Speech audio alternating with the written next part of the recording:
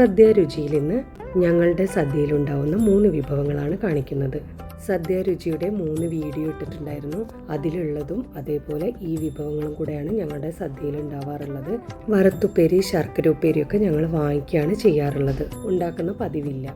പരിപ്പ് കറി എന്ന് പറഞ്ഞിട്ട് വേറെ ഉണ്ടാവാറില്ല. നെയ്യും പരിപ്പ് എന്ന് പറയുന്നത് സാമ്പാറിലിടുന്ന തുവരപ്പരിപ്പിൻ്റെ ആ പരിപ്പാണ് ഉണ്ടാവാറുള്ളത്. ആദ്യം കുറുക്കു കാളൻ ഉണ്ടാക്കുന്നത് കാണാം. ചേനയും കായയാണ് കുറുക്ക് കാളൻ എടുക്കുന്നത്. കായയും ചേനയും തൊലിയൊക്കെ കളഞ്ഞ് വൃത്തിയാക്കിയിട്ട് ചതുര കഷ്ണങ്ങളായിട്ട് ഇടുക. അല്ലെങ്കിൽ കൊത്തി അരിഞ്ഞ് ഒരു പ്രത്യേക ഷേപ്പ് ഒന്നും ഇല്ലാണ്ട് കുറച്ച് വലിയ കഷ്ണങ്ങളാക്കി ഇട്ടാലും മതി. വേണമെങ്കിൽ കായ മൊത്തമായിട്ട് അങ്ങോട്ട് പച്ചത്തൊലി കളയാം. അല്ലെങ്കിൽ ഇവിടെ ആക്കി വെച്ചതുപോലെ കുറച്ച് ഭാഗങ്ങളായിട്ട് കളഞ്ഞെടുത്താലും മതി. ആദ്യം ഒരു പാത്രത്തിനകത്ത് വെള്ളം ചൂടാക്കി അതിനകത്തേക്ക് പച്ചമുളക് ഇട്ട് കൊടുക്കാം. വെള്ളം ഒന്ന് തിളച്ച് വരുന്ന സമയത്ത് നുറുക്കി വെച്ചിരിക്കുന്ന കായയും ചേനയും കൂടെ ഇട്ട് കൊടുക്കാം. അപ്പോഴേക്കും ആ പച്ചമുളക് ഒന്ന് വാടിയിട്ടുണ്ടാവും. എല്ലാം കൂടെ നന്നായിട്ട് യോജിപ്പിച്ച ശേഷം അതൊന്ന് തിളപ്പിക്കാൻ വേണ്ടി വെക്കുക. നന്നായിട്ട് തിളച്ചു വന്ന ശേഷം അതിനകത്തേക്ക് ഒരു 1.5 ടീസ്പൂണോളം കുരുമുളക് പൊടി ചേർത്ത് കൊടുക്കാം. ഇതിനകത്ത് പച്ചമുളകിന്റെയും കുരുമുളക് പൊടിയുടെയും എരിവ് മാത്രമേ ഉണ്ടാവുള്ളൂ. മുളക് പൊടി ഇടാറില്ല. 1 ടീസ്പൂൺ മഞ്ഞൾപ്പൊടി ഇട്ട് എല്ലാം കൂടെ നന്നായിട്ട് യോജിപ്പിക്കാം. അടച്ചു വെച്ച് വേവിക്കാം. ഏകദേശം വെന്ത് വരുന്ന സമയത്ത് അതിനകത്തേക്ക് പാകത്തിനുള്ള ഉപ്പ് ചേർത്ത് കൊടുക്കാം. എല്ലാം കൂടെ നന്നായിട്ട് യോജിപ്പിച്ച ശേഷം അതിനകത്തേക്ക് മോരോ തൈരോ ചേർത്ത് കൊടുക്കാം. ഇനിയാണ് കുറുക്ക് കാളന്റെ പണിയും വരുന്നത്. അതേപോലെ സ്വാദും കൂടെ ഇങ്ങനെ ചെയ്യുമ്പോഴാണ്. ഇതാണ് അതിന്റെ സ്വാദ്. നമ്മൾ നന്നായിട്ട് ഇളക്കി കൊടുക്കുക. എന്നിട്ട് ഈ ഒഴിച്ച മോര് കുറുകുന്നത് വരെ നമ്മൾ ഇളക്കിക്കൊണ്ടേയിരിക്കണം.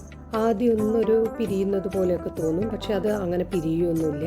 നമ്മളിങ്ങനെ ഇളക്കിക്കൊണ്ടിരിക്കുക. പിന്നെ കുറച്ചു നേരം കഴിഞ്ഞാൽ നമുക്ക് ആ ഇളക്കൽ നിർത്തുകയും ചെയ്യാം. പിന്നെ ഇടയ്ക്കിടയ്ക്കായിട്ട് ഇങ്ങനെ ഇളക്കി കൊടുത്താൽ മതി. കുറുകി വരുന്നത് വരെ വീണ്ടും കാത്തിരിക്കാം. അതിനിടയിൽ കുറച്ച് കറിവേപ്പില ഇട്ട് കൊടുക്കാം. കുറുകി ഈ ഒരു പരിവാവുന്ന സമയത്ത് അതിനകത്തേക്ക് തേങ്ങയും ജീരകവും കൂടെ അരച്ചു ചേർക്കണം. നന്നായിട്ട് തന്നെ തേങ്ങ അരയണം. എൻ്റെ കയ്യിലൊരു 2 പിടി തേങ്ങയാണ് ഇവിടെ അരയ്ക്കാൻ വേണ്ടിയിട്ട് എടുത്തിട്ടുള്ളത്. 1 ടീസ്പൂൺ ജീരകവും ഇട്ട് കൊടുത്തിട്ടുണ്ട്. കുറച്ച് വെള്ളവും ചേർത്ത് നന്നായിട്ട് അരച്ചെടുത്ത ശേഷം അത് കറിയിലേക്ക് ഒഴിച്ചു കൊടുക്കാം.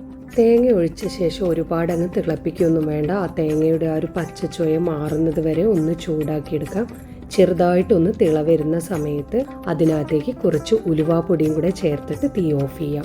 ഈ ഒരു പരുവത്തിലായിരിക്കണം തീ ഓഫ് ചെയ്യുന്ന സമയത്ത് ഉണ്ടായിരിക്കേണ്ടത്. ചട്ടിയിലും കൂടെ ആവുമ്പോൾ അത് കുറെ കഴിയുമ്പോൾ എന്തായാലും നന്നായിട്ട് കുറുകും. അപ്പൊ ശരിക്കും കട്ടിയായിട്ടാണ് ഈ കുറുക്ക് കാളെന്ന് പറയുന്നത് ഉണ്ടാവുക. ഇലയുടെ സൈഡിൽ ഒഴിച്ചു കൊടുത്തു കഴിഞ്ഞാൽ ഒലിക്കാത്ത രീതിയിലായിരിക്കണം കുറുക്ക് കാളന് ഉണ്ടായിരിക്കേണ്ടത്.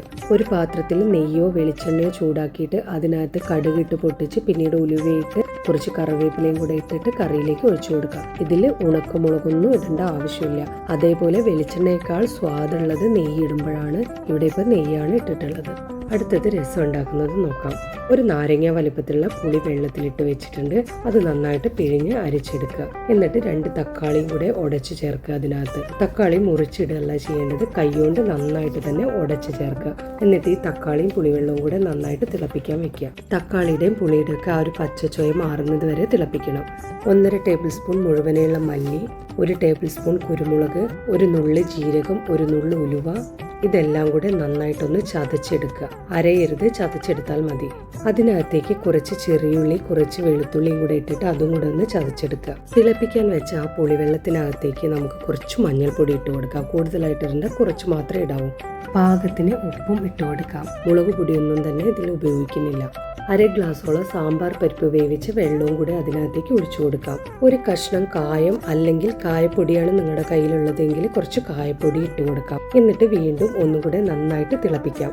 വീണ്ടും ഒന്നുകൂടെ തിളപ്പിച്ച ശേഷം അതിനകത്തേക്ക് ചതച്ച് വെച്ചത് ഇട്ട് കൊടുക്കാം. എന്നിട്ട് 1 തക്കാളി കൂടെ മുറിച്ചിട്ട് കൊടുക്കാം. ഇതിനു ശേഷം വീണ്ടും തിളപ്പിക്കരുത്. ഒന്ന് ചെറുതായിട്ട് തിള വരുന്ന സമയത്ത് നമ്മൾ ഓഫ് ചെയ്യണം. കൂടുതലായിട്ട് തിളയ്ക്കാൻ പാടില്ല. ഇതേപോലെ ഒന്ന് തിള വരുന്ന സമയത്ത് അങ്ങനെ ഓഫ് ചെയ്യണം. കുറച്ച് കറിവേപ്പില, മല്ലിയില ഇട്ട് കൊടുക്കാം. ഒരു പാത്രത്തിൽ വെളിച്ചെണ്ണ ചൂടാക്കി കടുക്, കറിവേപ്പില, ഉണക്കമുളക് ഇട്ട് രസത്തിലേക്ക് ഒഴിച്ചു കൊടുക്കാം. എന്നിട്ട് അടച്ചു വെക്കാം. അടുത്തത് കേബേജ് ഉപ്പേരി ഉണ്ടാക്കുന്നത് നോക്കാം. കേബേജ് ഇതേപോലെ നീളത്തിൽ ചീവിയിടാണ് ചെയ്തിട്ടുള്ളത്. അരിഞ്ഞു വെച്ച കേബേജ് നന്നായിട്ട് കഴുകി വെള്ളം വാർത്തെടുത്തിട്ടുണ്ട്. അതിനകത്തേക്ക് 1.5 പിടിയോളം തേങ്ങ, കുറച്ച് കറിവേപ്പില കൈകൊണ്ട് നന്നായിട്ട് തന്നെ ഞവടിയിട്ടിട്ടുണ്ട്. പിന്നെ 4-5 പച്ചമുളക് നടുവേ കീറിയത്. ഇവിടെ എരിവുള്ള പച്ചമുളകും എരിവില്ലാത്തതും കൂടെ ആയിട്ടാണ് എടുത്തിട്ടുള്ളത്. ഓരോരുത്തർക്കും വേണ്ട എരിവിനനുസരിച്ച് പച്ചമുളക് എടുക്കാം. ആവശ്യത്തിനുള്ള ഉപ്പ്, 1 ടീസ്പൂൺ മഞ്ഞൾപ്പൊടി, ഇതെല്ലാം കൂടെ ഇട്ട് നന്നായിട്ട് കുഴച്ച് കുറച്ചു നേരം അങ്ങനെ വെക്കാം.